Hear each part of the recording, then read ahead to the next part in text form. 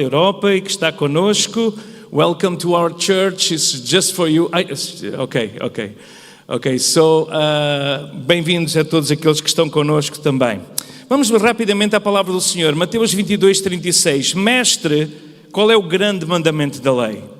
Respondeu Jesus: amarás o Senhor teu Deus de todo o teu coração, de toda a tua alma e de todo o teu entendimento. E o segundo semelhante a este é: amarás o teu próximo como a ti mesmo. Destes dois mandamentos dependem a lei e os profetas. Meus amados, acabamos de ouvir que precisamos de ter um relacionamento íntimo com Deus. Anda em minha presença e ser perfeito. Mas, quando questionado por aquele religioso, Jesus claramente diz que amar o Senhor com todas as nossas forças, com todo o nosso entendimento, faz parte do mandamento, e é o primeiro e grande mandamento, mas Jesus coloca o segundo quase no mesmo nível, quando Jesus diz: amarás o teu próximo como a ti mesmo. Então nós somos chamados a amar a Deus e a amar o próximo. E o próximo começa pela nossa família nuclear. Os nossos amigos, a comunidade que estamos envolvidos. O próximo entende-se também as pessoas que Deus traz à nossa vida, e para cumprir esta chamada, a nossa família deve ser vista como a primeira prioridade no cumprir do segundo mandamento. Ama o teu próximo como a ti mesmo.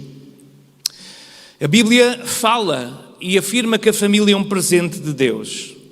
Ao mesmo tempo, a família é a nossa primeira responsabilidade que Deus nos confia. Então eu posso dizer que a minha família é um presente de Deus, mas a minha família é também um ministério que Deus me dá para eu desempenhar, e a minha família é também uma responsabilidade que Deus me dá para eu poder gerir. E nós hoje vamos rapidamente passar às cartas de Paulo a Timóteo, em 1 Timóteo, e nós vemos aqui um ensino extraordinário para aqueles que estavam na liderança. Paulo deixou o jovem Timóteo, ele era um pastor de pastores, para poder ali ensinar aqueles que seriam depois os líderes da igreja. E ele traça traços de caráter, requisitos que são bitola, que são modelo para todos nós. É verdade que quando chegamos aqui ao capítulo 3 de 1 Timóteo, nós vemos que ele está a falar dos líderes, está a falar, em algumas traduções diz bispos, noutra diz pastores ou presbíteros, mas está a falar dos líderes da igreja. Mas é muito importante nós entendermos que estes líderes da igreja têm de ser referência para todos os outros. Então os princípios que estão aqui são exigidos aos líderes, mas são desejados a toda a comunidade.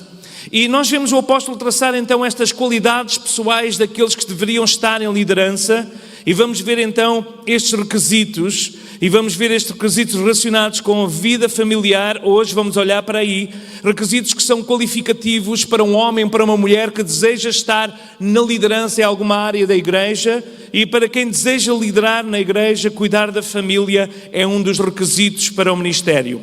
Então nós vemos que depois estende-se então que este princípio seja ampliado a todos nós. E temos aqui no capítulo 3 a seguinte palavra do Senhor, 1 Timóteo capítulo 3. Esta é uma palavra fiel. Se alguém deseja o episcopado, excelente obra deseja. Convém, pois, que o bispo seja repreensível, marido de uma mulher, vigilante, sóbrio, honesto, hospitaleiro, apto para ensinar, não dado ao vinho, não espancador, não cobiçoso de torpe ganância, mas moderado, não contencioso, não avarento, que governe bem a sua própria casa, tendo os seus filhos em sujeição com toda a modéstia. Porque se alguém não sabe governar a sua própria casa, terá cuidado da igreja de Deus? Não neófito, para que, ensoberbecendo-se, não caia na condenação do diabo. Convém também que se tenha um bom testemunho dos que estão de fora, para que não caia em afronta e no laço do diabo. Da mesma sorte, os diáconos sejam honestos, não de língua dobre, não dados a muito vinho, não cobiçosos de torpe ganância, guardando o ministério da fé ou guardando o mistério da fé em uma pura consciência, e também esses sejam primeiros provados, depois sirvam se forem irrepreensíveis. Da mesma sorte, as mulheres sejam honestas, não maldizentes, sóbrias e fiéis em tudo. Os diáconos sejam maridos de uma mulher, governem bem os seus filhos e as suas próprias casas, porque os que servirem bem como diáconos adquirirão para si uma boa posição e muita confiança na fé que há em Cristo Jesus. Eu escrevo-te estas coisas esperando ir ver-te bem depressa. Vamos ficar até aqui a palavra do Senhor. Então nós vemos aqui alguns traços de caráter relacionados com a família. No verso 4, nós temos então a relação com a família que diz o seguinte, 3:4, que governe bem a sua própria casa, tendo os seus filhos em sujeição com toda a modéstia. Depois no verso 12, amplia-se o mesmo padrão também para aqueles que servem na parte mais prática da igreja, diz, os diáconos sejam maridos de uma mulher, governem bem os seus filhos e as suas próprias casas. Casa, como o nosso querido irmão pastor Valdemir estava a dizer, é oikos, que foi aquilo que nós falámos na sexta-feira no culto de estudo bíblico. Oikos é uma palavra grega que simbolizava agregado, mas ia muito para além do agregado. Não é apenas o marido e a mulher e os filhos, mas incluía também os servos da casa, família alargada e até mesmo alguns visitantes que podiam viver na sua própria casa. Então vemos que o requisito aqui é que quem quer ser segundo o padrão divino deve ser cuidadoso com a sua família e promover uma boa liderança dentro do seu próprio lar. Como fazer isso? Primeiro, sendo um bom cuidador. A Bíblia diz que governe bem, que tenha uma mordomia bem, que governe bem a sua própria casa. Este governo não é um governo autoritário, não é um governo de ditadura, mas fala da gestão emocional, gestão financeira, gestão sentimental, gestão espiritual. Então a gestão deve ser algo que nós devemos fazer na nossa casa e que Deus exige de nós como o nosso primeiro ministério, que é nosso oikos, a nossa família, o nosso agregado. Mas no verso 2 deste capítulo 3 diz que o bispo seja irrepreensível, marido de uma mulher, sóbrio, honesto, hospitaleiro e apto para ensinar. E no 3, não dado ao vinho, não espancador, não cobiçoso de torpe ganância, mas moderado, não contencioso e não avarento. Então, deve ser alguém que é amoroso, que é gentil. O líder deve cuidar bem da sua família com amor, com respeito, com domínio próprio, que é aqui o fruto do Espírito que se espera de cada um de nós, para que o nosso lar seja um lugar de paz, para que o nosso lar seja um lugar de tranquilidade. Então, se o padrão é para quem deseja o episcopado, se é para o diaconato, eu apelio aqui, o padrão é para toda a igreja, porque a palavra de Deus não é de particular interpretação, ainda que tenha aqui um foco de exigência para a liderança, mas que se estenda a todos nós e que devemos procurar tudo isso. E nós vemos então aqui o caráter ligado com a família conjugal. O cristão deve ser monogâmico. O cristão deveria ser casado apenas com um cônjuge. E este requisito era importante porque na altura havia ainda, no contexto do Novo Testamento, havia ainda a poligamia. A poligamia era socialmente aceite. Nós sabemos que os nossos missionários que foram daqui desta igreja para alguns países de África encontraram, e nós não vamos aqui citar nações, mas os irmãos sabem, encontraram vários homens que tinham várias mulheres e que se converteram ao Senhor. E não era fácil gerir um homem que estava a sustentar várias casas com várias mulheres. Então eles eram ensinados que deviam continuar a sustentar os filhos dos outros, mas deviam de escolher a mulher que realmente Deus tinha para a sua vida, porque na palavra de Deus nós vemos que a poligamia era aceita no Antigo Testamento, e Deus tolerava isso, mas depois claramente Jesus vem ampliar em que o foco do lar deve ser um casal, um homem e uma mulher. Então o líder deve cuidar da sua esposa, do seu cônjuge e da esposa do seu marido. Este requisito era importantíssimo e continua a ser importante, porque a monogamia testemunha a fidelidade do cônjuge no seu relacionamento conjugal estável, e nós precisamos de ter um relacionamento conjugal estável. Depois Pedro vai dizer: maridos, coabitem com inteligência com as vossas esposas, para que não sejam impedidas as vossas orações. Então esta inteligência, este amor, este cuidado deve ser essencial. Mas no verso 11 diz também que tem de haver um jugo igual. Nós ontem tivemos a ministrar aos jovens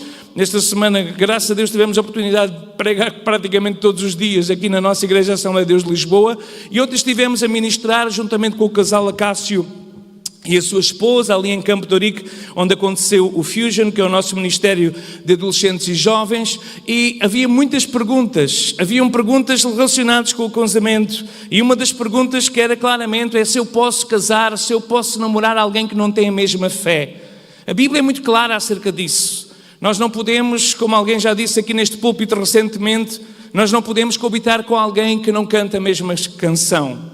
Isto quando estamos a tomar uma escolha. Agora, quando nós vemos a Jesus mais tarde e o nosso cônjuge não quer caminhar com o Senhor, a palavra de Deus é muito clara também nesse aspecto, que diz que nós devemos de orar, e a nossa oração acaba por, de alguma forma, santificar essa relação, desde que Ele permita a nossa fé, o nosso amor a Jesus Cristo, nosso Senhor e Salvador, porque amamos sempre o Senhor em primeiro lugar e depois o próximo, que é o nosso cônjuge, como a nós mesmos. Então Paulo aqui no verso 11 diz que a mulher dos diáconos, e a mesma coisa aplica-se para os maridos daquelas que estão em ministério, devem ser honestas, não maldizentes, sóbrias e fiéis em tudo. Ou seja, deve haver o mesmo tipo, o mesmo exemplo, as mesmas qualidades de alguém com quem nós vamos casar, que deve ter as qualidades bíblicas de quem nós esperamos e que Deus espera de nós. Não maldizentes, que acusam falsamente os outros, com um domínio próprio, fiéis, confiáveis. Então a responsabilidade de ter um cônjuge segundo o coração de Deus está sobre os ombros daqueles que desejam fazer alguma coisa na obra do Senhor. Então temos que criar um ambiente familiar onde isso possa acontecer naturalmente. E isso implica investimento e muita oração, que é o investimento principal e espiritual. Depois nós vemos o caráter relacionado com os filhos. A liderança do lar fica claro através das palavras de Paulo que aqueles que desejavam liderar na igreja deveriam também ser, em primeiro lugar, um líder no seu lar, líder para os seus filhos. Devem ser pessoas totalmente comprometidas com o desenvolvimento dos seus filhos, o desenvolvimento espiritual dos seus filhos. Sabemos que chega àquela altura da adolescência. Como os irmãos sabem, sou pai de 3 filhos. O nosso primeiro filho foi o mais difícil, continua a ser. Talvez por ser o mais velho, talvez porque nós erramos muito, porque éramos muito novos, talvez porque nós fomos muito disciplinadores, mas não é fácil. Ele hoje é uma pessoa excelente em termos sociais, honesto, trabalhador. Deus tem abençoado a sua vida, tem abençoado os seus negócios, mas houve tempos muito difíceis. Houve tempos que nós já não sabíamos mais o que fazer. Houve tempos que tivemos que chorar aos pés do Senhor muitas vezes, quando todas as tentativas que nós tínhamos para tentá-lo colocar no rumo correto estavam a sair muitas vezes frustradas. Muita disciplina, depois entramos, Deus deu-nos graça para então tentarmos negociar o uso da internet, porque a internet estava em força nessa altura, e gerir o uso da internet com os trabalhos e as tarefas da escola e as tarefas do lar. E então ele tinha que fazer uma série de trabalhos na casa para depois poder ter então tempo para gastar no computador, e tínhamos que gerir isso aí. E ele gostava disso porque gostava de facto, ele de justiça, sempre teve um senso muito grande de justiça, não sei se já contei aqui, mas uma vez ele fez um levantamento entre os irmãos irmãos eram pequenininhos, mal sabiam andar, e fizeram uns cartazes e vieram para a nossa volta com uma manifestação a dizer: queremos democracia, abaixo a ditadura. Crianças pequeninas, a gente que desmanchámos a rir, claro, a ver aquilo. Eles deviam ter estado a ver, na altura havia aí um sketch humorístico que era Os Homens da Luta, e eles gostavam muito de ver aquilo nos concursos, Os Homens da Luta, e então o Josias levantou ali um levantamento em casa: queremos democracia. E eu digo assim: olha, a democracia, não há democracia aqui nenhuma, é assim, vocês são nossos filhos e quando estão na nossa casa nós vamos vos ouvir, amamos-vos muito, mas é a nossa responsabilidade de governar e de liderar o lar. Filhos obedientes, não é fácil. Verso 3 diz, ou melhor, no verso 4 diz que governa a sua própria casa, tendo os seus filhos em sujeição com toda a modéstia. E modéstia aqui fala de domínio próprio, fala de nós conseguimos controlar as nossas reações. Dou graças a Deus que nunca, pelo menos que me lembro, pode ter acontecido, agora não posso dizer que nunca aconteceu, mas pelo menos que eu tenha memória, eu nunca repreendi um filho no sentido de lhe dar uma palmada. Hoje até temos medo quando isto é transmitido dizer que damos uma palmada ao filho, porque vêm logo aí os defensores, sei lá do quê, nem sei o que chamar, defensores da destruição do lar, abaixo da disciplina, mas nunca fiz isso por reação, pela graça de Deus, foi mesmo a graça de Deus. Eu sempre dizia, olha, vai para o teu quarto que eu vou falar contigo. Depois chegava ao quarto, sentava-me ao lado dele, sim, o mais velho foi o mais difícil. E dizia-lhe, Josias, tu sabes que o papá te ama muito, mas eu não posso deixar passar o que tu fizestes. E agora, a amiga, que era a régua, vai entrar em ação aqui. E depois havia, não espancador, como diz a palavra do Senhor, tinha lido um livro que nunca se devia de usar as mãos, então havia ali um momento, estamos a falar do miúdo que estava em crescimento, e depois eu chorava mais. Eu dizia sempre, olha, acredita que isto dói mais a mim do que dói mais a ti. E graças a Deus essa disciplina fez com que o Senhor nos desse graça. Mais tarde ele saiu da nossa casa, escolheu outro caminho, mas enquanto está debaixo do nosso lar era inegociável os nossos valores. Mas precisamos viver nos dias em que estamos a viver com muita sabedoria, e nós temos aqui irmãos e irmãs que não têm os cônjuges na mesma fé, que não são talvez praticantes da fé e da palavra, e não imagino como deve ser um lar com um jugo desigual, não deve ser nada fácil. Acho que os irmãos e as irmãs neste caso devem ter uma tarefa muito difícil. Eu dou graças a Deus pelo nosso lar, pelo nosso oikos, mas nem imagino o que é que seria estar numa casa com um jugo desigual. Tenho alguma imagem disso quando o meu avô esteve desviado dos caminhos do Senhor e ele bebia e fumava e tinha uma série de vícios. Tenho umas breves imagens, que foi a única experiência que tive quando criança de alguém que não tinha um jugo desigual, porque todos os nossos avós e tios, graças a Deus, eram cristãos. Mas tenho muitas imagens de vizinhos de cima, de baixo, das casas onde vivemos, onde não havia um lar cristão, não havia um entendimento, não havia a palavra de Deus como base, e era horrível. Então eu oro para que Deus lhes dê graça e sabedoria para poderem gerir isso. Porque a liderança do lar é algo essencial. O maior investimento que nós fazemos aqui na terra e a responsabilidade que o Senhor também nos dá são a gestão, a mordomia dos nossos filhos e que eles possam ser mulheres e homens tementes ao Senhor. A obediência é um reconhecimento da autoridade dada por Deus. Se somos filhos e estamos no lar do nosso Pai, a Bíblia nos manda a obedecer aos nossos pais, a Bíblia nos manda no mandamento com promessa para honrarmos o pai e mãe para que se prolongue os nossos dias sobre a terra. E esta obediência por parte dos pais não pode ser imposta pela violência, mas é uma obediência resultado de um amor sincero e de uma liderança parental pautada pelo exemplo. Porque tudo na liderança tem que ser pelo exemplo. Nós temos estado a dizer à igreja, quando estamos a caminhar para o ano de estar com a responsabilidade de pastorear a Assembleia de Deus de Lisboa, tenho dito, a liderança nesta igreja é pelo exemplo. É pelo exemplo. A Bíblia é muito clara acerca disso. É pelo exemplo. E a maior liderança que nós podemos fazer com os nossos filhos é pelo exemplo. Se uns filhos veem os pais a discutir, eles vão projetar isso a seguir no relacionamento, a não ser que entre Deus, que muda histórias, louvado seja o nome do Senhor. Filhos respeitosos, a obediência deve fluir por base no respeito que têm pelos pais. Eu dou graças a Deus que essa fase difícil da adolescência passou. E hoje tenho um relacionamento com o meu filho mais velho, que ele não toma decisões, até mesmo contratar um novo serviço de telefone, sem me consultar, sem ouvir a minha opinião. E eu louvo a Deus por isso, porque há um respeito, mesmo não estando tão prático na fé como está, e tem o seu temor, os valores cristãos estão na sua vida, mas existe um respeito muito grande.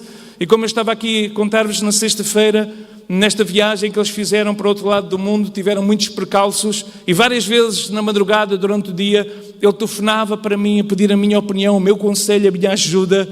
Isto é uma demonstração de respeito, mas para haver este respeito teve que haver uma semeadura que foi feita previamente. Não é um respeito baseado na autoridade pela violência, pela gritaria, mas pelo exemplo. E nós temos que ter isso, irmãos. A obediência é resultado do amor sincero, uma obediência parental pautada pelo exemplo. Filhos respeitosos, diz no verso 4, a obediência deve fluir deste respeito para nós prepararmos para ser a igreja do futuro. Dado que o primeiro mandamento é honra o teu pai e a tua mãe. E nós louvamos a Deus porque 2 dos nossos filhos escolheram vir para o ministério também em tempo inteiro. Certamente ficamos felizes por isso, porque não há coisa melhor do que servir o Senhor. Não é fácil, mas não há nada melhor do que nós servirmos o Senhor. E ainda hoje, mesmo com a distância dos milhares de quilómetros que temos para Mossoua, na Guiné, onde está o nosso filho Daniel, ele também não toma uma decisão sem nos consultar, sem mandar uma mensagem, sem perguntar, sem sugerir. E louvamos o Senhor por isso. Amém? Meus amados, olhar para estes padrões da Bíblia, temos que questionar-nos como é que está o nosso lar, como é que nós nos sentimos. Será que nós conseguimos colocar-nos diante do espelho da palavra e ver as áreas que nós precisamos de ser ajustados e corrigidos pela palavra do Senhor e melhorar?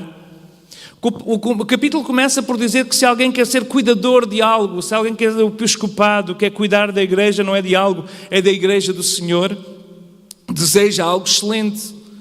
Eu sei que há muitos irmãos aqui que querem servir na igreja, ajudar a cuidar os outros, no trabalho que nós temos na visitação, que sempre estão a precisar. Falem com a nossa irmã Isabel Louro, coordena este trabalho social, o trabalho da visitação. Pessoas que já não têm capacidade de trabalhar e de tratar de si, que nós podemos ajudar. Mas nós vemos que na igreja primitiva esta autoridade também não era imposta por cargos ou por títulos, mas por um serviço abnegado, por um exemplo. E um dos maiores exemplos que para mim existe no Novo Testamento é Barnabé, que é a minha figura bíblica preferida. E Barnabé foi alguém que liderou sempre pelo exemplo, recuperando pessoas e buscando Paulo quando estava em Tarso, trazê-lo de volta. Alguém que investiu mesmo quando João Marcos já não tinha, segundo Paulo, condições para continuar no ministério, mas ele o foi buscar, ele o chamou de volta, ele o chamou para perto. E mais tarde o apóstolo Paulo reconhece que ele é muito útil no ministério. E nós somos chamados para recuperar pessoas, somos chamados para ajudar pessoas e deve ser pelo nosso exemplo. Primeiro, cuidamos de nós. Se a nossa vida não está em condições, nós não somos aptos para ministrar aos outros. Cuidamos de nós, mas muitas vezes também cuidamos de nós e a nossa vida está a passar por dificuldades, mas quando nós damos, nós também recebemos. Eu não quero aqui dizer que isso não é possível acontecer, porque é. Mas grande parte dos pais têm problemas com os seus filhos e não se apercebem que esse problema surgiu com base no relacionamento como casal. Um relacionamento. Ontem estávamos a falar ali aos jovens, as suas muitas perguntas, e uma das coisas que a Isabel, minha esposa, disse no painel foi: nós, eu e Josué, viemos de uma família que nunca vimos os nossos pais a discutir.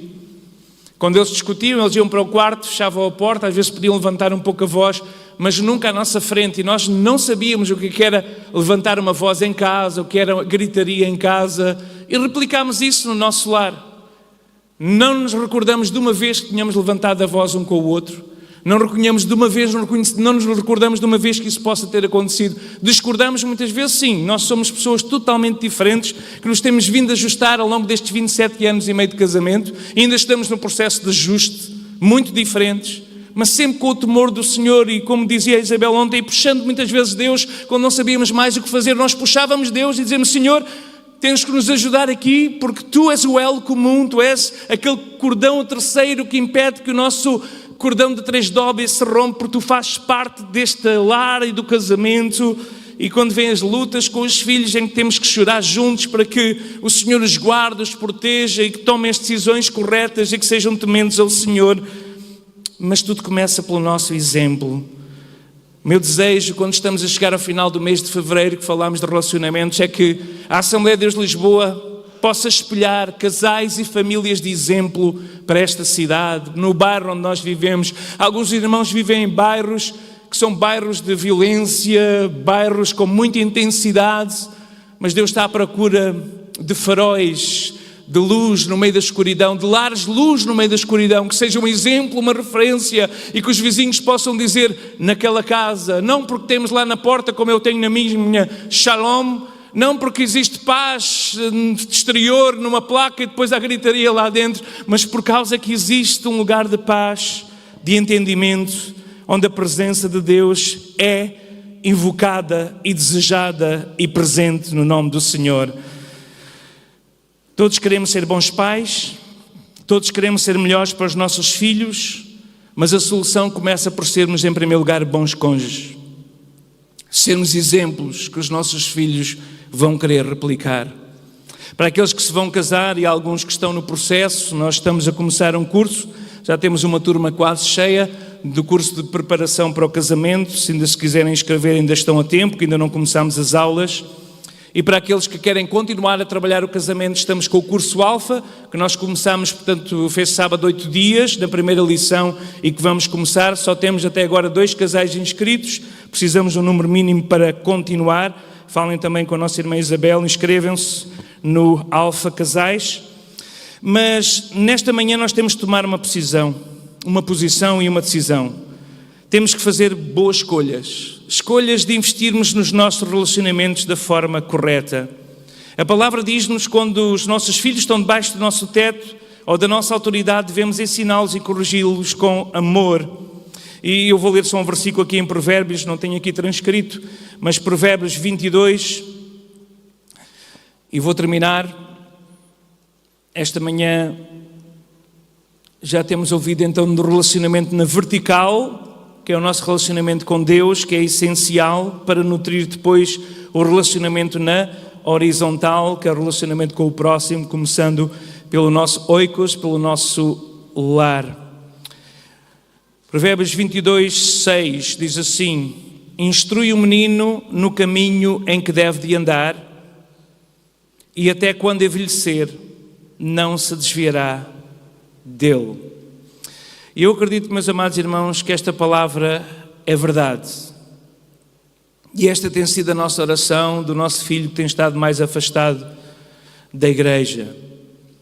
Instruímos o menino no caminho em que deve de andar. Eu não sei quantas Bíblias ele teve, Bíblias de criança. Eu não sei quantos desenhos animados dos vegetais nós vimos até sabermos as falas de cor. Mas nós instruímos o menino no caminho em que deve de andar. E temos a certeza que um dia aquela semente que foi plantada, ela sairá e virá à sua mente e ele voltará para o Senhor. Então estamos todos nesta luta, estamos todos nesta batalha. O nosso desejo é que todos se salvem, mas comece o nosso lar a ser salvo, a ser serviço ao Senhor, que emane de nós e depois continue nos nossos filhos. Então, o mais importante para este relacionamento, quando estamos a falar de relacionamentos, claro, o nosso irmão, pastor Valdemir, foi muito claro, é o nosso relacionamento com Deus, anda na minha presença e ser perfeito. Isso aplica-se a tudo, à família, às ações, ao nosso relacionamento. Andar na minha presença, vertical, e ser perfeito, que é o relacionamento na horizontal. Já repararam que o relacionamento que Deus manda, no mandamento que nós começámos a ler, no grande mandamento é: amarás o Senhor teu Deus, de baixo para cima, amarás o Senhor teu Deus de todo o teu coração, de toda a tua alma, todo o teu entendimento, amarás o Senhor teu Deus, vertical, e amarás o teu próximo como a ti mesmo. Mas já repararam o que é que isto dá? Dá uma cruz. Dá uma cruz. E a cruz é o lugar onde Cristo oferece tudo o que nós precisamos para mudar os nossos relacionamentos. A cruz é o lugar onde Deus oferece tudo o que nós precisamos, porque da cruz vem o amor incondicional de Deus. Quando a Bíblia diz que Deus amou o mundo de tal maneira que deu o seu Filho na cruz, para que todo aquele que crê no seu Filho não pereça, mas tenha vida eterna. Esta vida eterna começa aqui, no nosso lar, na nossa família, no nosso dia-a-dia. Essa vida eterna começa aqui, esta vida abundante começa aqui. O ladrão vem para roubar, matar e destruir, mas eu vim para que tenham vida e vida abundante. Então aprendamos com Deus Amar a Deus em primeiro lugar. Quando nós não conseguimos amar o próximo, é porque nós estamos amando a Deus. Porque se nós amarmos a Deus de todo o nosso coração, com todas as nossas forças, a nutrição desse amor vem de cima para baixo. Nós amamos de baixo para cima e a nutrição vem de cima para baixo, para ser então espalhado para os lados, começando pelo nosso cônjuge, pelos nossos filhos, pelo nosso lar, pelos nossos amigos, pelos nossos vizinhos. E quando nós espalhamos este amor à nossa volta, a graça de Deus se manifesta de uma forma sobrenatural e nós somos um exemplo para a sociedade de alguém que pratica a palavra e não apenas a conhece, mas põe em prática a cada dia. Vamos ficar de pé na presença do Senhor e terminar nesta manhã. E aquilo que Deus tem colocado no nosso coração quando temos estado a falar de relacionamentos ao longo deste mês é para que nós possamos verdadeiramente pedir ajuda ao Senhor quando não sabemos o que fazer. E nesta manhã nós estamos aqui para pedir ajuda ao Senhor. Pedir ajuda àquele Senhor que nutre e que nos dá a graça e sabedoria. Eu sinto da parte do Espírito que existem aqui irmãos nesta manhã que vêm aqui e cada dia que saem da sua casa da manhã para vir à igreja. Eu já fui pai de 3 filhos a viver comigo dentro de casa. Eu sou pai de 3 filhos que são autónomos, mas na altura que eles viviam connosco, era sempre ao domingo de manhã que havia os maiores entendimentos, era o domingo de manhã que eles não queriam se levantar da cama, era o domingo de manhã que havia tantas lutas e batalhas, e nós tantas vezes vimos à casa do Senhor completamente esgotados. Entramos na casa do Senhor esgotados, porque o inimigo procura nos tirar a paz, procura tirar o ânimo, procura tirar o desejo de estarmos na sua presença. Mas quando nós vimos à sua presença, nós somos nutridos com este amor, neste Deus que é amor, nesta presença do Espírito Santo que nos restaura, que nos faz lembrar que nele nós podemos todas as coisas e que Ele é Deus para fazer milagres, mesmo nos nossos relacionamentos, começando no nosso casamento e espalhando-se depois aos nossos filhos. Enquanto nós adoramos ao Senhor e fazemos 2 ou 3 perguntas a nós próprios, olhamos para estes padrões da Bíblia, como está o nosso lar? Como é que nós nos sentimos em relação ao nosso lar? Será que nós conseguimos ver áreas que precisamos crescer e melhorar? Nesta manhã vamos no lugar onde está a fazer oração e dizer: Senhor, eu preciso melhorar, talvez na atenção ao meu cônjuge, talvez no respeito pelo meu cônjuge, talvez no honrar os meus pais, seja qual for a circunstância que tu estás a batalhar. Tu não vais conseguir estar bem espiritualmente quando as coisas não estão bem no teu lar, no teu oikos. Tu precisas de ter esse equilíbrio e é aí que o inimigo te ataca em primeiro lugar. É na tua família, é naqueles que tu amas em primeiro lugar, como ouvíamos aqui o pastor Valdemir a ministrar. E nós precisamos então de pedir a ajuda do Senhor e começarmos a fazer como figurativamente foi feito lá no Egito, em que o povo da promessa foi chamado a aspergir o sangue do Cordeiro sem mácula, o sangue do Cordeiro que era morto sobre as ombreiras das suas portas. E nesta manhã nós aspergimos simbolicamente o sangue de Jesus Cristo, que foi derramado uma e única vez, para que traga proteção aos nossos lares, proteção aos nossos matrimónios, proteção à nossa família.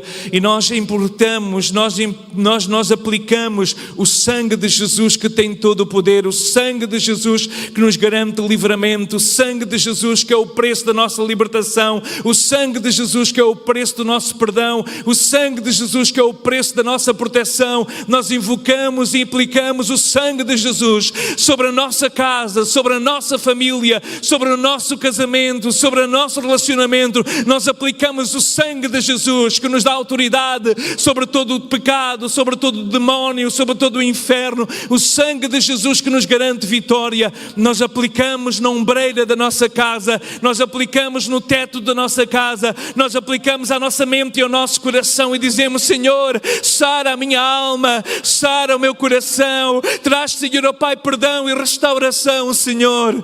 Oh Deus, alguns de nós viveram traumas na infância e volta e meia o inimigo nos faz esquecer quem somos em Cristo e traz à nossa memória essas imagens para nós replicarmos ou para pensarmos que o mesmo vai acontecer connosco. Não vai acontecer, porque a Bíblia diz que se alguém está em Cristo é uma nova criatura, as coisas velhas passam, tudo se faz novo. Deus é o Deus de algo novo, Deus é o Deus de renovo, Deus é o Deus que faz algo novo, Deus é o Deus que restaura famílias em destruição, Deus é o Deus que restaura casamentos em fracção, Deus é o Deus que restaura, Deus é um Deus de restauração e Ele está aqui nesta manhã. Ele está aqui nesta manhã e nós queremos orar a terminar pelos irmãos que estão a passar por batalhas nos seus lares. Eu não vou aqui especificar para ninguém ser exposto, mas batalhas dos lares podem ser batalhas no casamento, numa parede gigante que está entre os dois e uma parede de silêncio que se tornou monumental e que impede de serem religados, ou problemas com os filhos que estão a viver neste momento, ou problemas com um cônjuge que não é crente e sentem que as forças estão a desaparecer. Nós queremos orar por ti, irmã e irmão, nesta manhã. Sai do teu lugar, vem aqui à frente. Vou pedir aqui ao nosso querido grupo de louvor que suba para ministrar, e quando nós vamos orar aos irmãos que vêm à frente, vamos agora estar na presença do Senhor. O Senhor está aqui para restaurar famílias e nós acreditamos no poder da oração. E quando